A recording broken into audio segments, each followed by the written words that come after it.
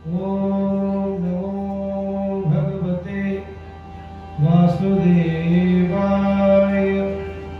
ओम नमो भगवते वासुदेवाय। वक्रतुंड महाकाय सूर्यकोटि समप्रभ निर्विघ्नं कुरु मे देव सर्वकार्येषु सर्वदा। अविरतसाधुसिद्धतमो पूजितो वै सुरागणैः सर्वविघ्नहरस्तस्मै श्रीगणाधिपतये नमः। या देवी सर्वभूतेषु भक्तिरूपेण संस्थिता नमस्तस्यै नमस्तस्यै नमस्तस्यै नमो नमः। सर्वमङ्गलमाङ्गल्ये शिवे सर्वार्थसाधिके शरण्ये त्र्यम्बके गौरी नारायणी नमोस्तुते।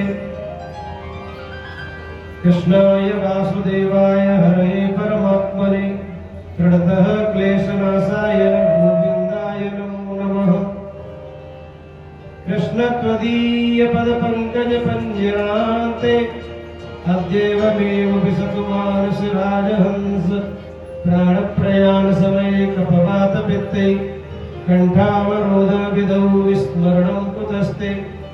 वंशी विभूषितकरा नवनीरदावा पीताम्बरादरुणबिम्बफलादरोष्टा पूर्णेन्दुसुन्दरमुखादरविन्दनेत्रा। कृष्णा परं किमपि तत्त्वमहं न जाने। मूकं करोति वाचालं पङ्गुं लङ्घयते गिरिं यत्कृपातमहं वन्दे परमानन्दमाधवम्। अज्ञानतिमिरान्धस्य ज्ञानाञ्जनशलाकया चक्षुरुन्मिलितं तस्मै श्रीगुरवे नमः।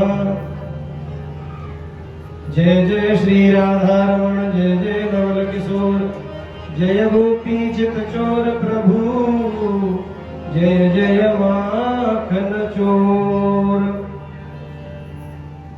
परम मंगलमय परात्पर अखिलेश्वर अकारण करुणा वरुणाने भक्त वांछा कल्पतरु कड़द्युत विरंदक पीताम्बरधारी श्री बालकृष्ण प्रभु की वांगमय प्रतिमूर्ति श्रीमद् भागवत महापुराण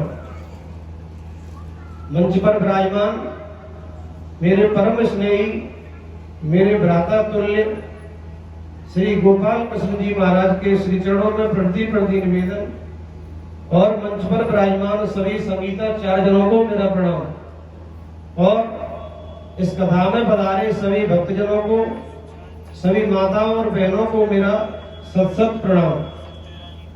अब भागवत में आप लोग बहुत बड़े भागी हो जो भगवान लीला पुरुषोत्तम भगवान की लीलाओं का गुणानुवाद सुनने को आपको मिल रहा है। वो भी परंपरा प्राप्त सदगुरुदेव के सुपुत्र जिनकी वाणी रसमय वाणी के भावपूर्ण वाणी से सरस प्रवाह के प्रवक्ता है भाई मेरे। उनकी वाणी से आपको कथामृत का पान जो क्या है मिल रहा है। ये आपके लिए बहुत सद्भाग्य की बात है क्योंकि जहां पर भागवत होती है भागवत में लिखा है कि सारे तीर्थ वहां चलकर आते हैं। सारे तीर्थ भागवत जहां होती है वहां चल करके आते हैं। योगी महात्मा जो लोग ध्यान में बैठे होते हैं वो लोग भी अपनी समाधि तोड़ करके भागवत को सुनने के लिए भागते हैं। जैसे अभी भाई जी बता रहे थे कि आप लोग आ रहे हो तो अगर दो लोगों को भागवत सुनने के लिए यदि आप साथ में लाते हो तो उसका पुण्य आपको भी बहुत ज्यादा मिलने वाला है। क्योंकि जब अभी भाई जी कथा सुना रहे थे सनत कुमार जो नारद जी को जो भागवत कर रहे थे तो वहां पर जो कथा जब आयोजन हुआ तो ऋषि अत्रि को ये जिम्मेदारी मिली। अत्रि ऋषि ने जगह जगह जाकर के संत महात्माओं को गुफाओं में से और वहां से ले करके गए। भाई अत्रि क्यों लाए? ऋषि अत्रि को क्या फायदा था? जैसे आपने देखा है एलआईसी के एजेंट आते हैं पॉलिसी कराते हैं तो उनको उसमें कमीशन मिलता है। तो ऐसे ही अगर आप ऋषि अत्रि उनको लेकर के आए तो जितने श्रोता महात्मा लोग आए तो सबके पुण्य में से 10-10% 20-20% अत्रि ऋषि को प्राप्त हुआ। तो ऐसे ही अगर आप किसी को लेके आते हो साथ में भागवत बनाते हो तो उनके पुण्य में से आपको भी पुण्य मिलने वाला है। क्योंकि ये भागवत की कथा कल्याणकारी है, मंगलकारी है। इससे बड़ी कोई कथा नहीं है। ये भगवान कृष्ण की शब्दमयी मूर्ति है। ये भागवत कोई पोथी नहीं है, कोई किताब नहीं है। ये भागवत तो साक्षात श्री कृष्ण का वाङ्मय स्वरूप है।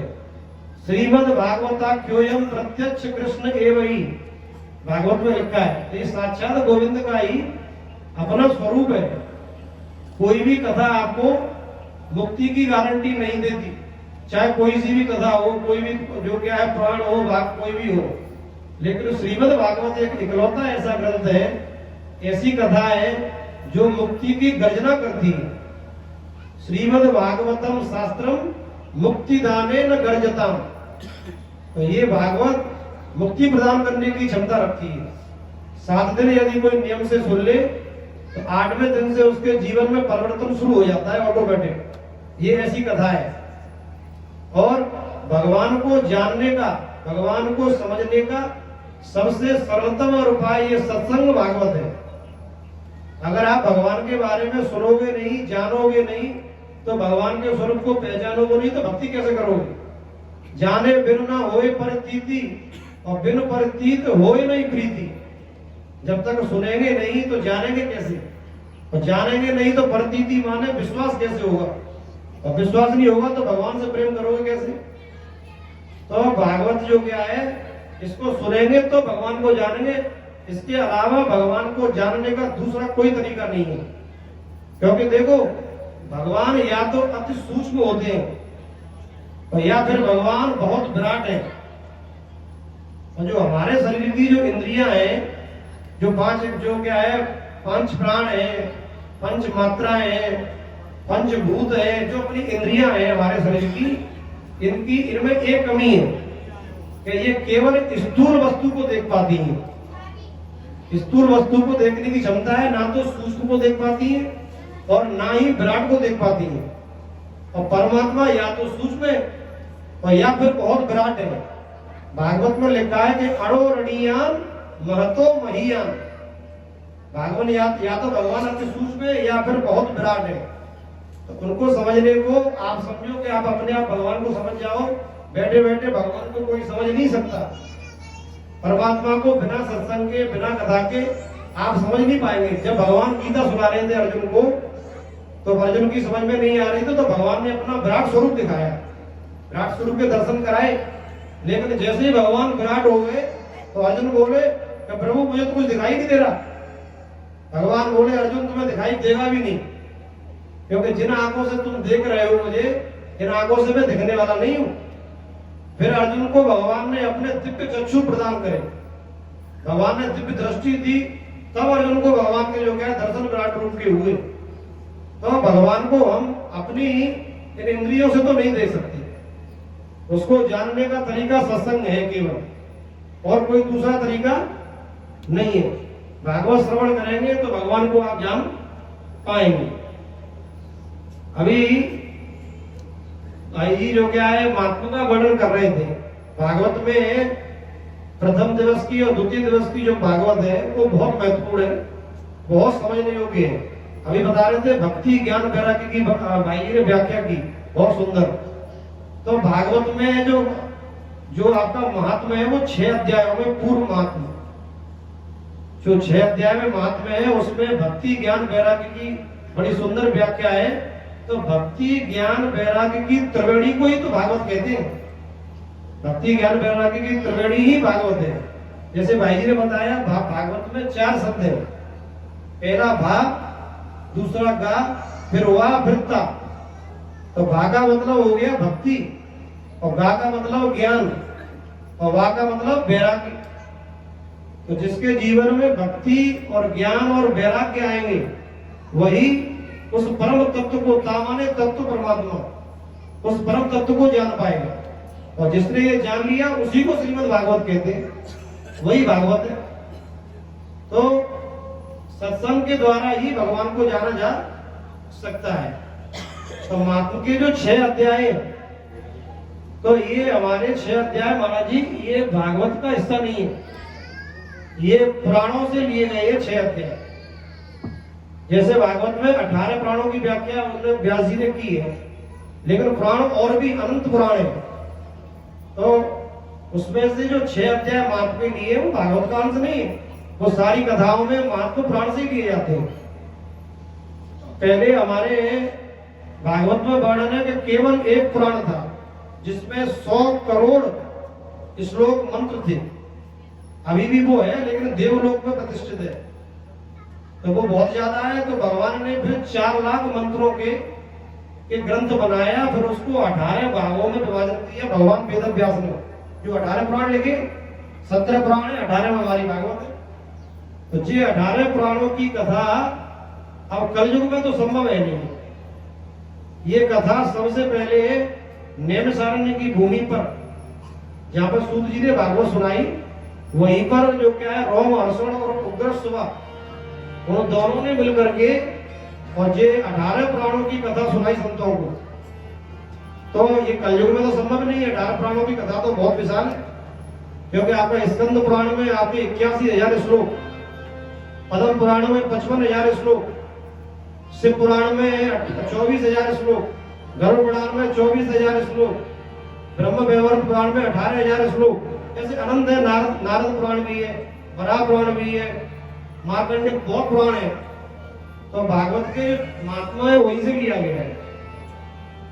अब महाराज सिंह ने व्याख्या की थी अभी के भागवत जो क्या है ऐसे सुनने को नहीं मिलती है। भागवत में श्लोक आता है, भाग्योदयन बहुजन समर्जतेन सत्संग में चलवते पुरुषो यदा भी। आज महात्मा की चर्चा भाई ने करी है, महात्मा की थोड़ी सी मैं बोल रहा हूँ। तो भागवत महात्मा किसे कहते हैं? तो भागवत महात्मा का मतलब है कि भागवत क्या है, भागवत क्यों सुनी जाती है, भागवत सुनने से क्या होता है, और किन किन लोगों ने भागवत को सुनकर के जीवन के परम आनंद को, परम तत्व को प्राप्त किया। इन समस्त बातों का जिसमें विवेचन किया जाए, व्याख्या की जाए, उसी को भागवत महात्मा कहते हैं। तो अब इसमें अभी आप भाई ने बताया कि भागवत जो है सुनने को ऐसे नहीं मिलती है, अनंत जन्मों के पुण्य उदय होते हैं तो भागवत श्रवण का अवसर प्राप्त होता है। और अनंत जन्मों के पुण्य कौन से? जो महाराज जी जो अज्ञात पुण्य होते हैं, अनंत जन्मों के जीव के जो अज्ञात पुण्य का जो फल है वो सत्संग के रूप में प्राप्त होता है। अज्ञात जीव के जो अज्ञात जन्मों के पुण्यों का फल भगवान सत्संग के रूप में जीव को प्रदान करते हैं। जैसे हम लोग कोई कर्म करते हैं ना, सत्कर्म करते हैं, तो हमारे पाप कर दिया, मान के कोई अनजाने में पाप हो गया होगा, अनजाने में हो जाता है ना, पैर के नीचे चींटी आ गई, या कोई कीड़ा आपने नहीं मारा, अग्नि जल रही चूल्हे में, उसमें कीड़े जल गए, ऐसे अनजाने में बहुत सारे पाप होते हैं। तो ऐसे अनजाने में पुण्य भी होते हैं। उन्हीं पुण्यों का फल जो क्या है, जो सत्संग है, भगवान उसे सत्संग के रूप में हमें प्रदान कर देते हैं। क्योंकि भगवान तो अकारण करुणा करते हैं, वो अकारण करुणा बना डाले हैं। भगवान तो अकारण में भी कारण ढूंढ लेते हैं आपकी जो क्या है सेवा करने के लिए। जीव उनके सामने आए तो सही। अब बराह पुराण में महाराज जी एक कथा आती है छोटी सी, कि एक मत्स्य जो गया है शौच करने के लिए सुबह गया, शौच कर रहा था तो किसी सुअर ने उसको मार दिया, मारा उसको। तो उन्होंने कहा क्या हुआ? अरे कि हराम ने मारा। मत्स्य के लिए सुअर हराम है, उन्होंने कहा हराम ने मारा। तो अब हराम में राम शब्द आ गया, तो उस राम शब्द के आने से भगवान ने वहां पर कृपा कर दी। क्योंकि अकारण में कारण ढूंढ लेते हैं भगवान आपकी को करने के लिए। तो अकारण में करुणा, भगवान अकारण करुणा बना रहे हैं तो उसमें आपकी देख लेते हैं। एक भक्त था, एक 2 मिनट का वो और बता रहा हूं, भगवान के मंदिर में गया, भगवान का अच्छा मंदिर था, माता लक्ष्मी और भगवान विष्णु का मंदिर। तो उसमें से उन्होंने जाकर सोने के चांदी के जो है आभूषण उठा के भागा। तो जैसे तेज भागा तो मंदिर में पानी वानी फेंक रहा होगा, तो उसमें से पैर फिसल के सीधा लेट गया। तो भगवान को देख करके बड़ी अच्छी लगी, भगवान खुश हो गए। भगवान ने, मंदिर के भगवान नहीं, माता लक्ष्मी से कहा देखो कितना बढ़िया भगत है, ऐसा भगत हमने आज तक नहीं देखा, साष्टांग दंडवत कर रहा है। माता जी बोली कि आपको मालूम है ये कैसे गिरा है? कैसे भी गिरा हो, कुछ भी कर रहा हो, देखो साष्टांग दंडवत करके प्रणाम कर रहा है। तो ये तो भैया पुण्य का अधिकारी हो गया, इसने तो बड़ा अच्छा काम कर दिया। तो माता जी बोली कि इसका एक पुण्य नहीं है, डबल पुण्य करे इसने। कि कैसे? कि जब ये भाग रहा था तो आपके सोने चांदी के को लेकर के, तो जब ये गिरा था प्रणाम कर रहा था, सामने संत लोग बैठे थे, तो उसने आपके तो करा ही करा, सामने संत भगवान को भी प्रणाम कर लिया, तो ये उसका अनजाने में डबल हो गया। भगवान बोलेगा ना ना इसमें 3 गुना कराए। माता जी बोली 3 गुना कौन सा कराए? तो जहाँ पे ये गिरा था अभी, यहाँ पर गौ माता बैठी थी, तो गौ माता के जो वहां पर मूत्र किया था मैया ने, तो वो मिट्टी पड़ी थी, वो मिट्टी इसके मुख में चली गई, तो ये तो बड़ा शुद्ध हो गया गौ माता की उससे। तो भगवान बोले ये 3 गुना हो गया पुण्य। अच्छा, फिर माता जी बोली मैं एक और कराए, 4 गुना पुण्य। अब वो तो चोरी कर रहा था, देखो पुण्य बढ़ रहे हैं। तो बोलने की 14 कौन सा कराया देवी?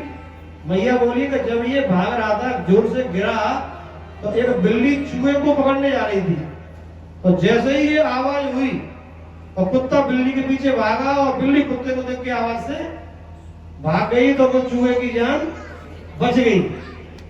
तो इसलिए जो अनजान में भी जो पुण्य होते हैं हमसे, वो हमें पता ही नहीं है, तो उस पुण्य का फल भी भगवान हमें जो क्या है सत्संग के रूप में प्रदान करते हैं, सत्संग के रूप में भगवान हमको दे देते हैं। तो अब टाइम नहीं है कथा का, अब जो क्या है भाई श्री ने आज्ञा कर दी, तो 2 मिनट आपके सामने 2 शब्द बोल दिए। अब एक भाई श्री के लिए मैं जो क्या है व्यास जी के लिए एक भजन गाना चाहता हूँ 2 लाइन। आज्ञा हो तो मैं एक भजन गाऊं, आप सभी लोग मेरे साथ गाइएगा। कि हरि कथा सुनाने वाले, हरि कथा सुनाने वाले, तुमको लाखों प्रणाम, तुमको लाखों प्रणाम। हरि की कथा सुनाने वाले, हरि कथा सुनाने वाले, लाखों प्रणाम, लाखों प्रणाम। हरि की कथा सुनाने वाले, कथा सुनाने वाले, तुमको लाखों प्रणाम, तुमको लाखों प्रणाम, तुमको लाखों प्रणाम। हम हो रहे थे वन में, बल खो बैठे थे तन में, हम भूल गए थे वन में, बल खो बैठे थे वन में, हम भूल रहे थे वन में, बल खो बैठे थे तन में, हम भूल गए वन में, बल खो बैठे थे। ओ हरि दरस कराने वाले, हरि दरस कराने वाले, तुमको लाखों प्रणाम, तुमको